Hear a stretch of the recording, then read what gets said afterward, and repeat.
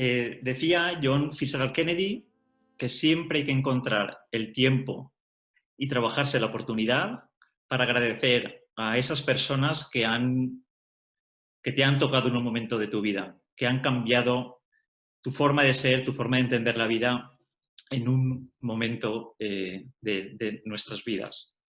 Evidentemente, nuestra invitada de hoy nos sabe de su influencia en nosotros sobre nuestro amor por la naturaleza, nuestro amor por las montañas. Yo crecí desde bien pequeño viendo Al filo de lo imposible, escuchando esas voces mágicas de Sebastián Álvaro y compañía, en el que un día en una ascensión al K2, que se me pone la piel de gallina, apareció nuestra invitada de hoy. Quizás empecé a enamorarme de la naturaleza, de nuestro planeta, de las montañas, quizás sin entender muy bien qué hacían todas esas personas. Yo veía y me enamoraba, pero quizás no entendía muy bien qué hacían o por qué lo hacían, ¿verdad? Esas cosas tan difíciles, tan peligrosas. Y nosotros, a su vez, como pareja, dimos nuestros primeros pasos y crecimos en paralelo a una de las historias más emotivas y épicas que recordamos. La autora de esta emocionante hazaña hizo que nuestras escapadas durante años no tuvieran otro objetivo que fuese subir montañas en los Pirineos. Pronto comprobamos también que no era mucho lo nuestro, pues el vértigo, el peligro, pero curiosamente esto también nos hizo que nuestra admiración aumentara y aumentara. Esta mujer valiente, que es nuestra invitada de hoy, luchadora, soñadora, trabajadora, como la que más, no se quedó en Pirineos como nosotros, sino que voló por las montañas y cumbres más altas del planeta, consiguiendo ser la primera mujer en la historia en conseguir los 14 8000. No creo que ahora mismo haya ningún despistado, pero hoy contamos con la presencia de Edurne Pasaban y para nosotros es un verdadero honor y un verdadero placer. Muchas gracias, Edurne. Gracias a vosotros. Que me estaba emocionando cuando me estáis presentando. Es como, es un poco, dices, mucha gente me pregunta cuando, bueno, ¿qué supone el haber subido los 14 8000 para ti? Para mí, los 14 8000 no supone mucho. Supone mucho más este tipo de reflexiones y esto que quizás, pues me habéis dicho ahora mismo, ¿no? Que hay personas como vosotros. Ahora me doy cuenta que también hay muchos niños que tú eres referente para ellos de alguna manera y creo que en esta vida no hay algo mejor que lo que vosotros me habéis transmitido hoy, por lo cual, muchas gracias. No, gracias a ti, de verdad que Gracias. estamos emocionados y tenemos que decir que si hoy se nos nota especialmente nerviosos, pues que yo creo que todo el mundo nos va a entender, ¿no? Bueno, lo primero, ¿cómo estás? ¿Todo bien? ¿La familia bien?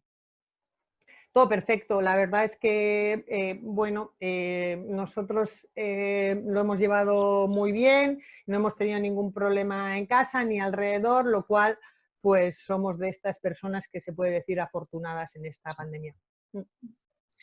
Y como comentas, en estos tiempos de pandemia, que a muchos nos ha dado por dibujar similitudes o paralelismos entre el confinamiento que estamos sufriendo y el confinamiento al que los alpinistas profesionales están acostumbrados. Es un poco atrevido, Sí. pero...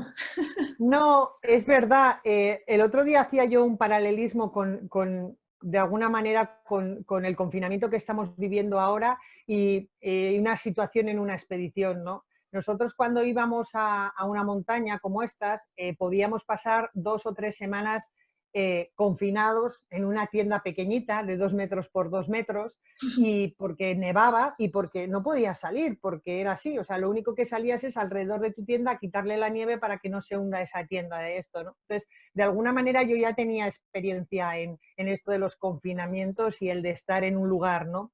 Lo que ocurre es que la diferencia que yo he visto es que esta situación y esta pandemia nos ha venido de imprevisto. No sabíamos que iba a venir.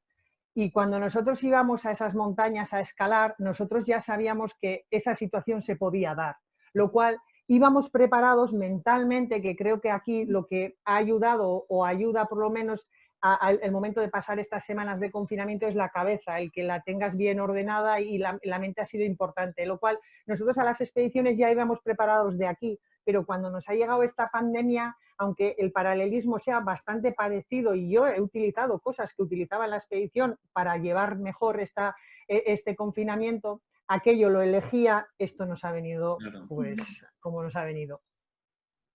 Edurne, hoy ya sabemos todos de esta hazaña que hemos comentado en la presentación, pero ¿cómo la vida conduce a una persona, a una niña, y la conduce y la lleva hasta el alpinismo profesional? Imaginamos que empieza por el amor por la naturaleza y luego es como esto conduce a una sucesión imparable por descubrir lo desconocido, por entender un poco el mundo que nos rodea, esos sitios donde resulta casi imposible llegar.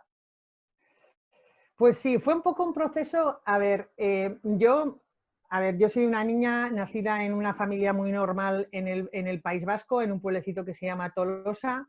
Hay que decir que fui una niña enferma hasta los 6 años por una cuestión de estómagos y de lombrices y de cosas que entonces me destructuraban un poco, y hasta los 6 años, 7, fui muy dependiente de mi madre, lo cual, o sea, el miedo era una cosa que yo ya desde muy pequeña empecé a gestionarlo, porque tenía el miedo a que me llegaría la noche, a las situaciones que ocurrían en esa edad hasta los 6 años, ¿no?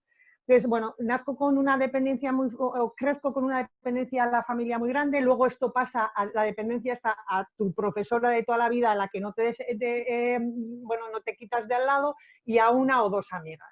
Lo cual, de allí paso a una adolescencia entre 12 y 13 años, que es muy difícil para las chavalas y para los jóvenes en general. Se habla ahora mucho de bullying, entonces ya existía, pero ni se hablaba ni se sabía lo que era. Y tú eras como pues el patito feo de aquellas niñas que bueno, y yo sinceramente, si tú me decís, vosotros me preguntáis un recuerdo bueno de aquellos años, no sé responderos, no tengo.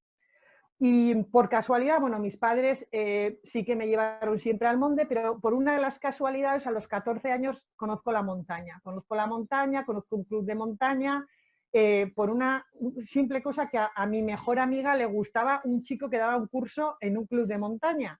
Y entonces yo, pues como me iba siempre con mis amigas lo que a mí me decían, pues me voy a ir a ese club de montaña con esta amiguita que a ver si se liga a este chaval. Y teníamos 14, 15 años, que entonces solo pensabas en los amigos, en que a ver qué chico le gustabas y ya está. Y yo allí se me abrió un mundo. O sea, allí se me abrió un mundo a los 14, 15 años, descubrí la montaña, descubrí lo que era la libertad, descubrí que había gente buena en el mundo, gente que te entendía cómo era yo, y entonces así empecé y así me enamoré de lo que luego ha sido la historia de mi vida. Interesante. Wow. Dime, una pregunta que tengo. ¿Hay tiempo para la espiritualidad en la montaña? ¿Para sentir la magia? ¿O no cabe la distracción entre trabajo, concentración, disciplina?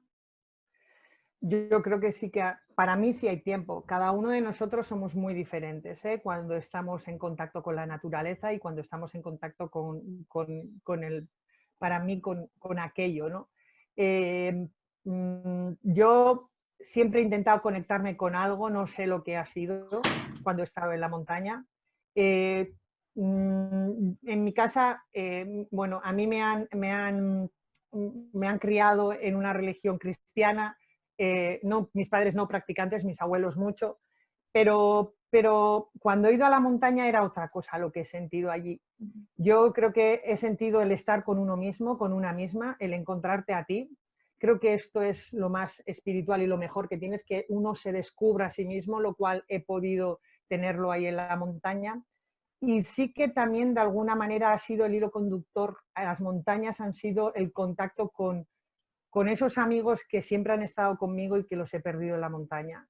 Por eso, siempre cuando estoy allí hay algo especial, con un algo, o para mí son estos compañeros de Cordada que perdí un día y que cuando estoy allí me están dando la mano. Oh, esa es... Los de 30, ¿no? Bueno, después de tantas y tantas expediciones, ¿qué te ha enseñado la montaña, Edurne, para traerte de vuelta al mundo real? Incluso, a lo mejor, alguna cosa para llevar mejor este confinamiento que todos estamos sufriendo estos días. La montaña me ha enseñado bueno, me ha enseñado y he aprendido a valorar la vida de diferente manera, de lo importante que son tus compañeros, de lo importante que es esa persona o esas personas que tienes al lado tuya, ¿no?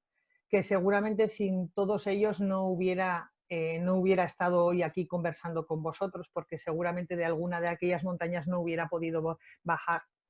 La montaña me ha enseñado a ser honesta conmigo mismo.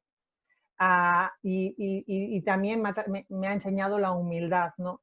Yo cuando he escalado montañas, yo siempre he sido, yo creo que ha sido honesta conmigo, ¿no? A mí me hubiera gustado muchísimo quizás escalar los 8000 que he escalado por rutas muy complicadas, rutas muy técnicas, rutas que en el mundo del alpinismo, en el mundillo pequeño del alpinismo, quizás a Edurne le hubieran dado pues un piolet de oro, ¿no? Que el piolet de oro en el mundo del alpinismo es como si te darían pues un Oscar, ¿no? Pero no, Edurne no podía ganar nunca un piolet de oro, nunca podía ganar un Oscar, porque Edurne ya sabía que esas rutas para ganar ese premio no era capaz de hacerlas.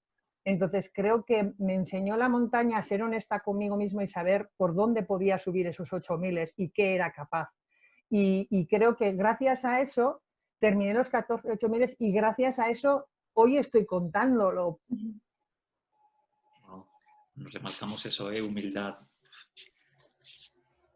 Bueno, nuestra admiración por lo que para nosotros representa Edurne Pasaban se ve todavía más acuciada cada vez que veíamos a esa mujer, aún de aspecto fuerte, en ese mundo claramente dominado por hombres. Por lo menos hasta esa época. No sé, que igual las cosas ahora empiezan a cambiar un poco.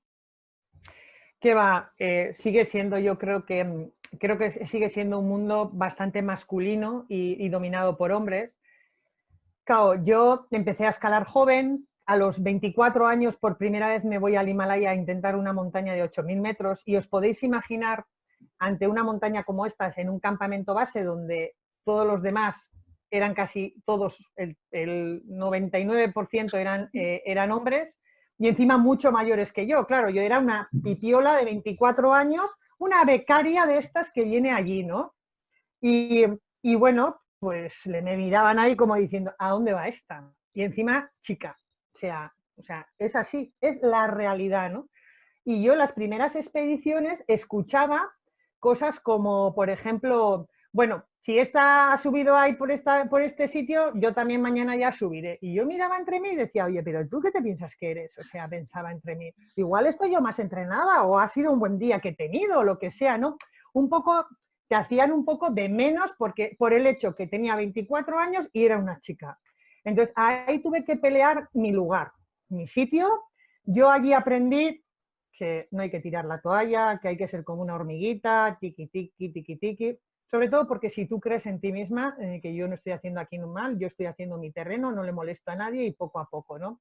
Tuvieron que pasar muchos años y tuvieron que pasar hasta, para mí clave fue el K2 del año 2004, mi séptimo 8000, mi séptimo, en cuando ya, bueno, la gente ya creyó más en mí. Bueno, pues esta tía ya vale, parece que ya vale, pero tuve que subir al K2.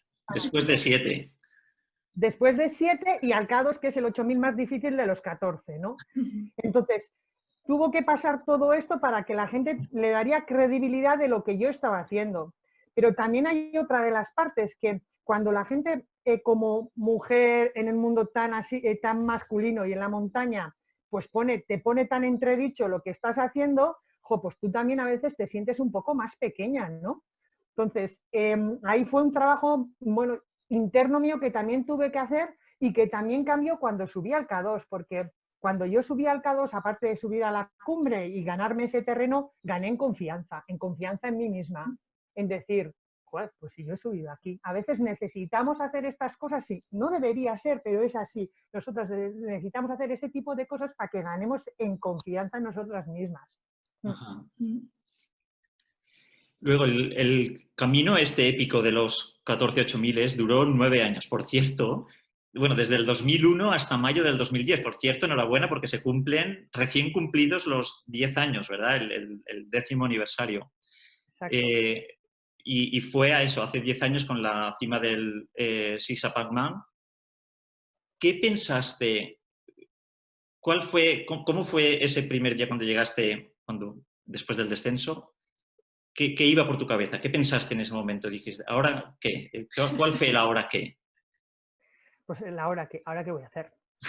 Ya, habían sido 9 años y pico muy intensos, con muchas expediciones, con tener un objetivo claro. O sea, ahí había una lista de 14 montañas y tú, pues ibas, a medida que las ibas haciendo, ibas borrando de la lista. Claro, llega un momento que de esa lista quitas el último. Por una parte hay una especie de satisfacción de decir, he conseguido mi reto, pero por otra parte ahí digo, jolín, ¿y ahora qué voy a hacer con mi vida, no? O sea, ¿a qué me voy a dedicar? Y esto, o sea, he puesto mucha fuerza en esto. Entonces, sientes un vacío tremendo, un vacío que dices, bueno, ahora, ¿qué voy a hacer con esto, no? En aquel momento siempre digo que el día que llegue de la cumbre de Sisapagma al campamento va a ser, y todo el mundo te empieza a felicitar. Si alguien me hubiera venido, oye, Edurne, que han aparecido otros 2 8.000, me hubieran hecho un favor. Porque digo, ves, ya tengo algo que hacer. Pero no, entonces te tienes que enfrentar a la realidad. Te tienes que enfrentar a la realidad y hacer, bueno, pues decir, bueno, pues ahora me tengo que reinventar o tengo que encontrar el camino que seguramente, pues bueno, pues será difícil, quizás no me satisfaga tanto como lo que he hecho, que era mi pasión, pero tengo que encontrar el camino de la felicidad, porque si no... Y ese camino ha sido estos 10 últimos años desde que se cumplieron que hice los 14. Es importante encontrar siempre la razón de ser. Sí, yo creo que ¿verdad? sí. Bueno, pues hemos hablado de una mujer fuerte, luchadora, soñadora, pero todo no ha sido un camino de rosas, ni mucho menos. Hubo un tiempo donde la vulnerabilidad aflora y donde apareció la enfermedad. Edurne, ¿qué aprendiste de esa época? Bueno, primero aprendí que cuando tú piensas que eres una persona normal, una persona que, como tú bien has dicho, fuerte, que se enfrenta a montañas complicadas, que parece que tiene toda la vida resuelta, o no resuelta, sino que estructurada y bien, un día puede aparecer una enfermedad mental y ese castillo que tienes se derrumba. O sea, que puede aparecer en cualquier momento, ¿no? Yo sufrí en el año, sobre todo apareció a finales del año 2005 y 2006, la depresión, y bueno, pues en aquel momento yo no me lo esperaba y mi entorno tampoco, ¿no? Y sobre todo mucha gente se hacía esa pregunta, ¿cómo una persona tan fuerte como tú puede caerse en un agujero tan negro, ¿no? Y pues porque la enfermedad mental es una cosa que tú no controlas. Entonces ya puedes hacer 8.000 K2, Everestes y lo que tú quieras, que esto tú no lo vas a controlar. Entonces, bueno, aprendí que en cualquier momento en mi vida puede haber un bache como estos, bueno, que no pasa nada por esto, bueno, que hay que... Aprendí a, no sé, no en ese momento, yo creo que con el tiempo he aprendido a quererme más. Normalmente este tipo de cosas, o por lo menos en mi caso, era porque creo que no quería, o sea, no me quería suficientemente a mí y constantemente tenía que estar haciendo lo que se esperaba de mí o lo mejor que se esperaba de mí sobre todo, ¿no? Y eso te hace llevar al agujero que te llevas, ¿no? O sea, a mí con 31 años que entonces tenía, se esperaba de mí que me casaría, que tendría hijos, que no sé qué, y nadie pensaba qué es lo que quería hacer Edurne. Edurne era feliz haciendo 8.000, Edurne era feliz haciendo expediciones. O sea, quizás a nivel nuestra sociedad tocaba otra cosa, puede ser, pero no era lo que yo quería hacer. Entonces, empiezo por culparme por qué estoy haciendo, de tanto que me empezaron a hacer los inputs de eso y esto me caí ahí en ese agujero. Entonces, aprendí de aquello que el camino de mi vida solo lo tengo que hacer yo y el libro de mi vida solamente lo tengo que escribir yo, nadie más. Ay, esa frase la vamos a repetir. Me encanta. Además, perdona que te interrumpa, Elia, porque los que hemos pasado por ese mismo camino tenemos esos puntos muy, muy marcados en común, como ese, ¿no? El salir un poco queriéndonos más, ¿no? Y no hay que sentirse culpables por eso, ¿verdad? Yo creo que para nada, ¿no? O sea, creo que tenemos que... A ver, cada uno es como es. Mira, vosotros más que yo sabéis que, o yo también, porque la vida es una. Y es tan corta, y en este confinamiento a la mejor amiga de mi mejor amiga le han detectado un cáncer. Y dices, pero si ayer, o sea, no le he podido ver todavía, lo cual hoy está en el hospital dándose quimio. La vida te cambia en tantos segundos, lo cual estamos, o sea, el no hacer lo que a ti te gusta es perder el tiempo. Es perder, o sea, por supuesto, tienes que hacer lo que a ti te gusta respetando tu entorno, respetando a las personas que, eso, todo.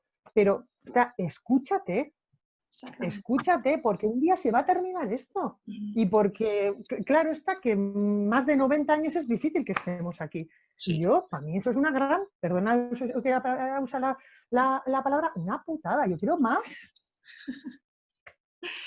Sí, esto lo vamos a remarcar, como dice Elia.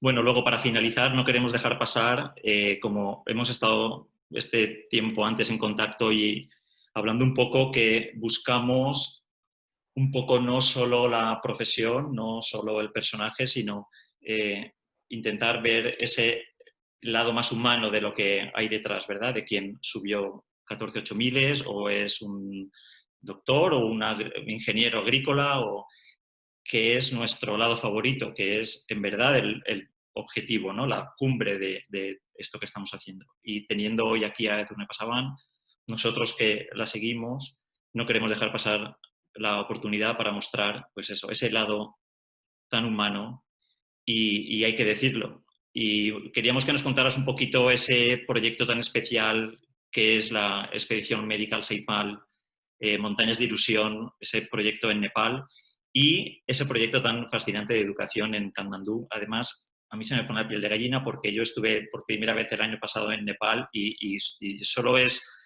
decir ese nombre y es un afluente de emociones y no queríamos pasar la oportunidad que hoy nos cuentes un poquito de esto. Es muy curioso lo que produce un país como Nepal, porque tú me lo has dicho ahora mismo, ¿no? Hoy me han mandado imágenes de allí y es algo muy especial. Para las personas que hemos estado allí es algo increíble. Y de hecho es uno de los países que la gente cuando ha ido una vez repite más veces. Sí. Y eso será por algo, porque te transmite algo para mí interior que no te puedes imaginar, ¿no? Entonces, a mí Nepal me dio lo mejor de mi vida, o sea, me dio la luz, la felicidad. Y cuando yo fui allí, todo el mundo te abre las puertas y lo habéis visto vosotros, lo has comprobado tú mismo, ¿no? Entonces, siempre pensé que había que, de alguna manera, si se puede corresponder con algo y se puede ayudar a un país que tanto lo necesita como aquello, pues ahí empecemos a trabajar, ¿no? Y primero empecé a trabajar en la educación infantil porque pienso que en un país como Nepal, el futuro y el crecimiento del país tiene que venir desde la educación básica, a la cual un montón de niños, pues a partir de los 7, 8 años dejan de ir al colegio porque sus padres reciben más dinero en casa o más ayuda si empiezan a portear o a llevar cosas entre pueblos y estas cosas, lo cual la educación es muy mínima y muchos de los niños y sobre todo niñas dejan de estudiar muy pronto, ¿no? Entonces pensé que podíamos trabajar en la educación, por eso tenemos un hostel en Katmandú, el Kailash Home, donde ahora mismo hay 100 niños estudiando. Conseguimos becas para estos 100 niños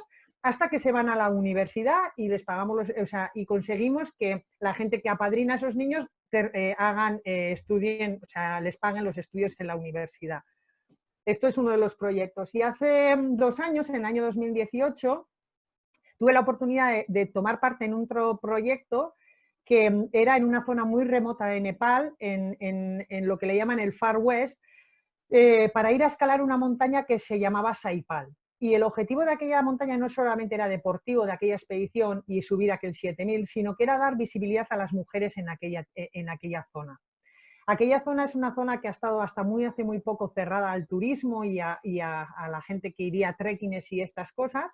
Y bueno, tienen el 99,9% son hinduistas y tienen una tradición, como es un valle muy cerrado, una tradición que se ha quedado muy arraigada, que es el Chaupadi.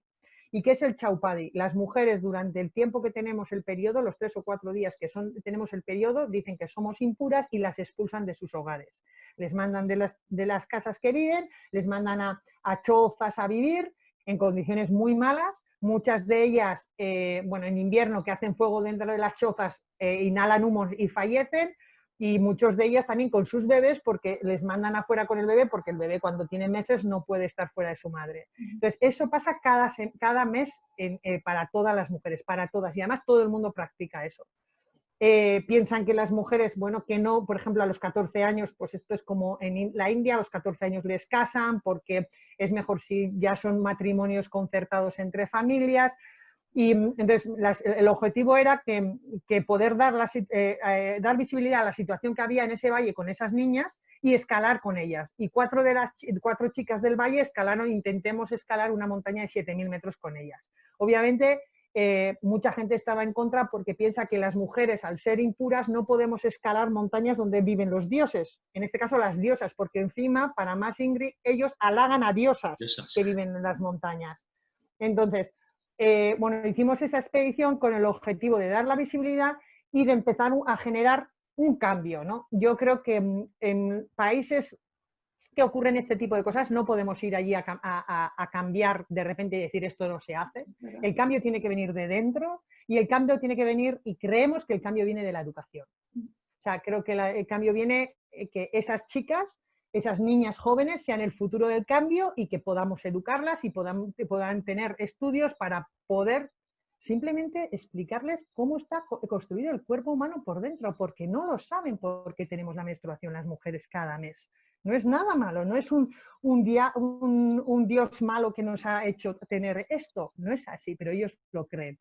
Entonces, empezamos a trabajar en esto, ahora mismo ya tenemos 7 niñas desde el año 2018 en Katmandú, de ese valle en Katmandú estudiando, en niñas entre 9 y 12 años, wow. y que serán el futuro, pues ellas van a ser el futuro del cambio en esa región, Y paralelamente cada año hacemos un campamento médico, desde el año pasado, que este año ya con el COVID, pues no sé si lo vamos a poder hacer, para poder ayudar a las mujeres, y les damos charlas de todo esto, pues un poco a las mujeres más mayores y un poco también a toda la sociedad de allí. Bueno, creo que nos apuntamos para el siguiente, ¿eh? Lo que podamos. Claro que sí. Bueno, Edurne. Nosotros encantados. Que de verdad, qué placer, que es un lujo. Para nosotros estoy seguro que lo ha sido. Y espero que también para todos los que nos estén viendo y escuchando, que este torrente de energía, que todos conocemos su nombre por esa hazaña, pues tiene ese lado humano y es lo que queremos agradecer. Mucho que aportar. Mucho. De verdad. Eso es lo que queremos agradecer. La generosidad, la humildad ante 2 personas que nosotros sí la conocíamos, pero ella no, pero desde el primer día se mostró encantada con colaborar con nuestro proyecto. Pues, Edurne, de verdad, de corazón, muchísimas gracias. Y yo creo que ha sido muy, muy, muy enriquecedor. Y yo creo que una entrevista para volverla a ver y reflexionar mucho. Digerirla. Nos pasaríamos aquí el día hablando contigo, la verdad. Muchas gracias. Espero que esto no se quede solamente en una conversación virtual de un mail que un día recibí, que lo recibí con mucho cariño, que ha sido vuestra respuesta así, y que algún día, pues, que no sea un abrazo virtual, sino que sea de verdad. Seguro. Un abrazo de verdad, claro seguro, que sí. Seguro. Muy bien, muchísimas gracias, Edurne. Muchas gracias de corazón. Muchas gracias. Gracias a vosotros. Muchos besos. Chao, muchas gracias. Cuidaros mucho, ¿eh?